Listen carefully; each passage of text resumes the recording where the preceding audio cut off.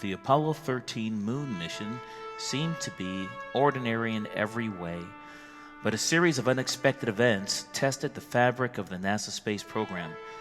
Astronauts Jim Lovell, Jack Swigert, and Fred Hayes would have to overcome great odds to make it home alive.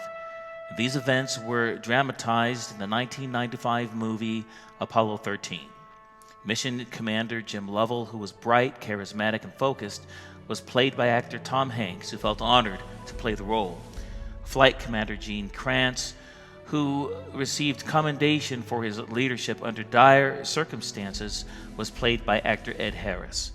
Together, they would be pushed beyond their natural limits to save both lives and the future of American space travel.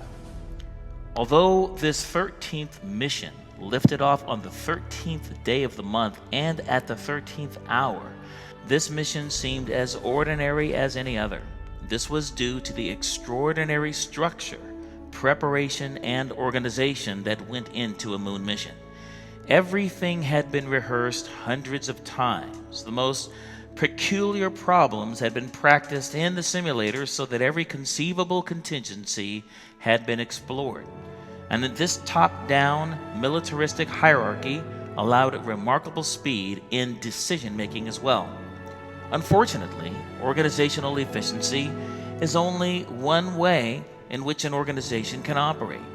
Here, Lee Bowman explains the four frames of organizations and how reframing can be advantageous in problem solving. People love the frames. They remember the frames, they find them very helpful, and they find that they enable them to both see things and to do things that they couldn't have done before. Structure, the rational side of organizations, human resource, the people side, political, the conflict side of organizations, and symbolic, the culture and meaning part of organizations.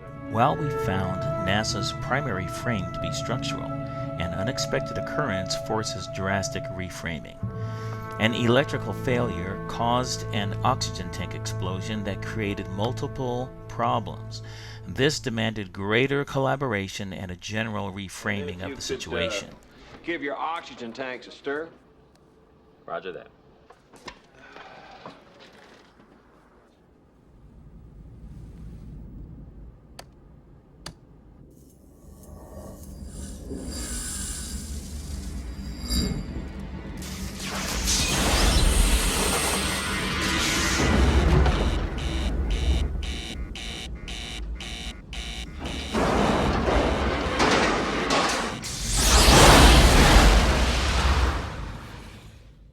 Whoa.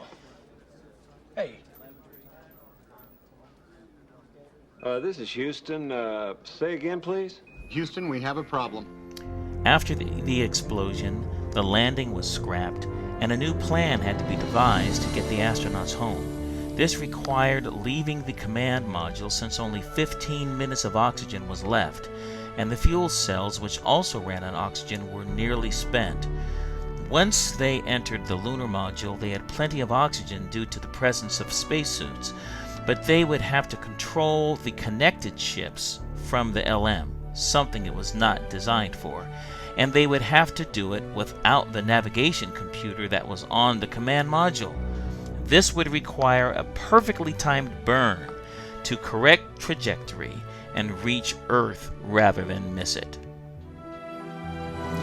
We felt the systems approach was employed during the first reframing of the problem. Like an organism with individual parts, everyone found a new role and the whole began to function organically. And Lovell became the new flight computer by making the calculations by hand. Ground engineers checked his math while using the sun as an anchor point. The frame shifted from a purely top-down structure to a more holistic organism. The next problem forced a shift to yet another frame. Here, the human resource frame was employed.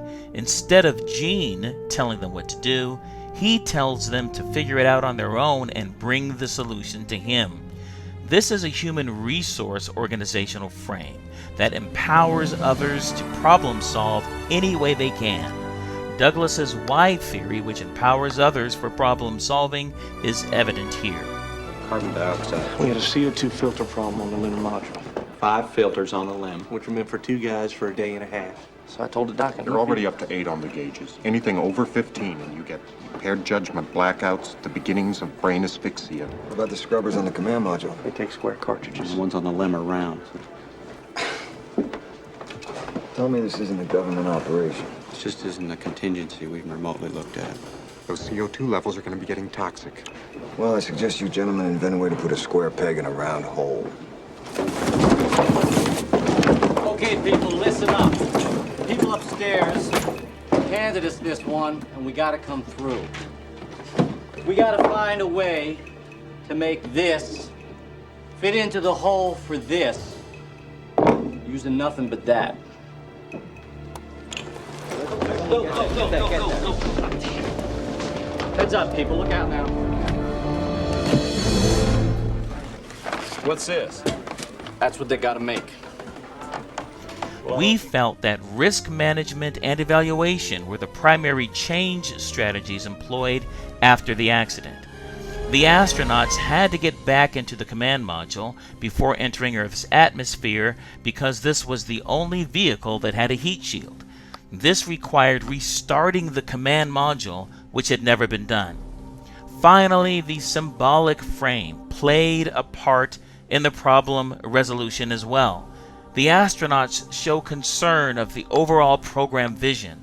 They question the value of returning to the moon and the reason why all of this is happening to them. They engage the larger questions of meaning and culture that typify the symbolic frame.